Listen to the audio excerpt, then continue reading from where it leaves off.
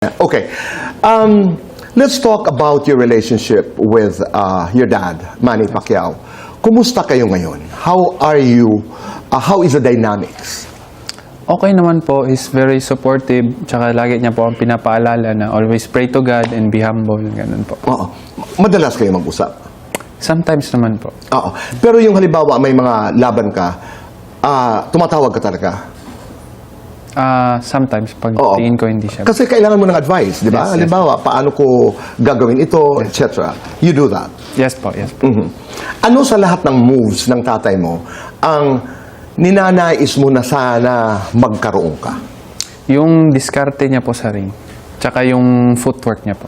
Galing, no? Ano yung Napaka-importante. footwork na gusto mo talaga mamana sa tatay mo? Siyempre yung bilis at yung balance. Pakita mo nga, paano yung footwork ni Manny?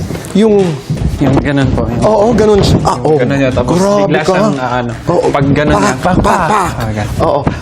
At saka, meron siya hindi lang forward. Di ba, umiikot pa yan? Yung, Yung side-side. oo, mga ganon. Oo, gayang-gaya. Para namang sayaw. Ganon. Oo, gumaganon. Oo, yung ganun. Bakit ganon? Karamihan, hindi na ako nagtataka ngayon, na karamihan ng boxers, mahusay sumayaw.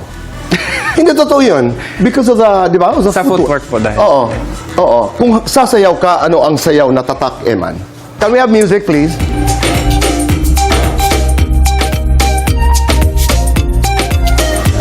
Ang galing. Ang galing sumayaw. Maraming